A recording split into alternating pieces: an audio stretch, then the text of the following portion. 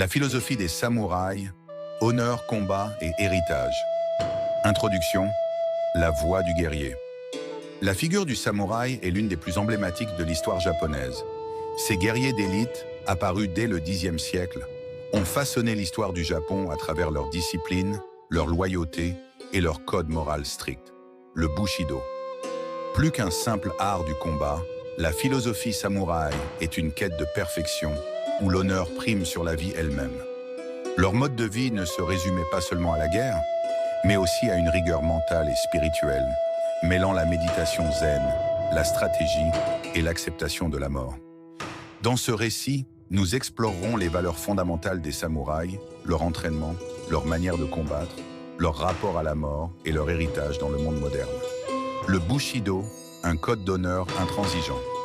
Le Bushido, ou la voie du guerrier, est le fondement de la philosophie samouraï. Ce code éthique n'a jamais été officiellement écrit sous une seule forme, mais il était transmis à travers des enseignements familiaux et militaires. Il reposait sur 7 vertus essentielles, ji, yi, droiture et justice.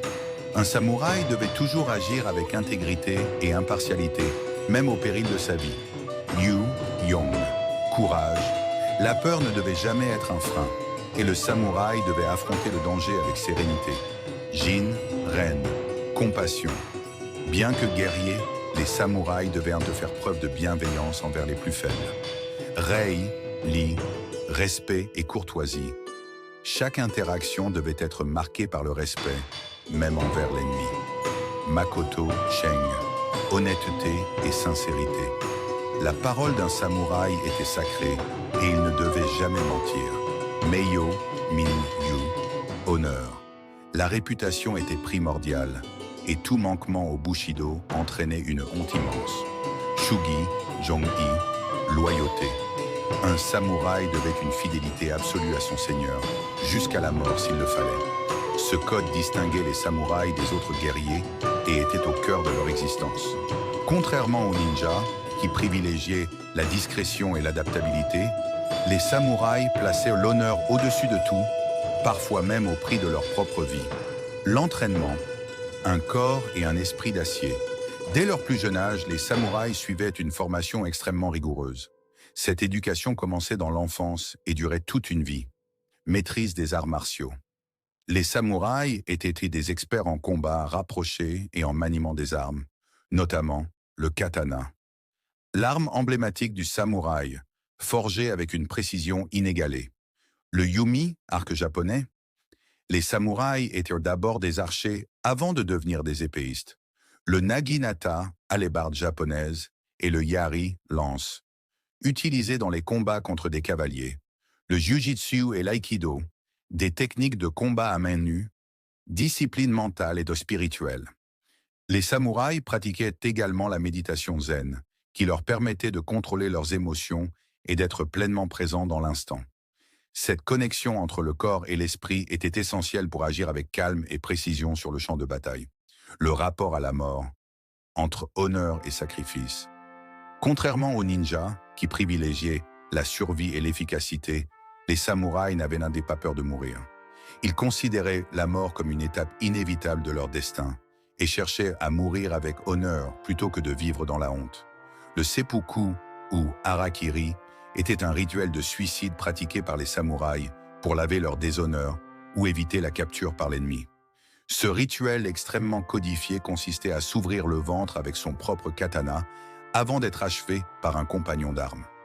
Loin d'être un simple acte de désespoir, le seppuku était un dernier témoignage de loyauté et de courage.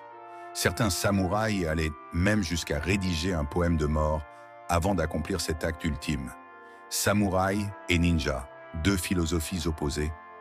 On a souvent tendance à opposer les ninjas et les samouraïs, mais en réalité, ces 2 classes avaient des rôles bien distincts. Les samouraïs étaient des guerriers nobles, attachés à leur seigneur et respectant le Bushido. Les ninjas étaient des espions et assassins spécialisés dans la furtivité, l'adaptabilité et la tromperie. Là où les samouraïs valorisaient l'honneur et la loyauté, les ninjas privilégiaient la ruse et l'efficacité. Cependant, il arrivait que certains samouraïs utilisent des techniques de ninja lorsqu'ils se retrouvaient en mission d'infiltration. L'héritage des samouraïs. Aujourd'hui, bien que l'époque des samouraïs ait pris fin avec la modernisation du Japon au XIXe siècle, leur héritage perdure aujourd'hui sous différentes formes. Les arts martiaux japonais comme le kendo, le judo ou l'aïkido sont directement inspirés de leur entraînement. Le bushido influence encore la culture japonaise, notamment en matière de travail, de discipline et de respect. Leur code d'honneur est un modèle pour les soldats et les entrepreneurs qui adoptent une mentalité de persévérance et de rigueur. Les samouraïs sont omniprésents dans la pop culture, films, jeux vidéo, mangas, etc., fascinant toujours autant le monde entier. Conclusion. La voie du guerrier au-delà du temps. La philosophie des samouraïs va bien au-delà du simple combat. C'est une quête d'excellence, un équilibre entre discipline, courage et sagesse.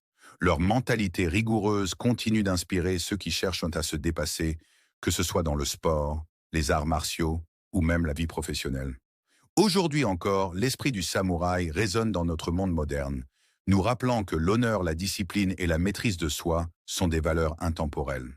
Si vous avez aimé la philosophie des samouraïs, honneur, combat et héritage, n'oubliez pas de laisser un j'aime et à vous abonner pour découvrir d'autres récits sur les peuples et tribus qui ont marqué l'histoire.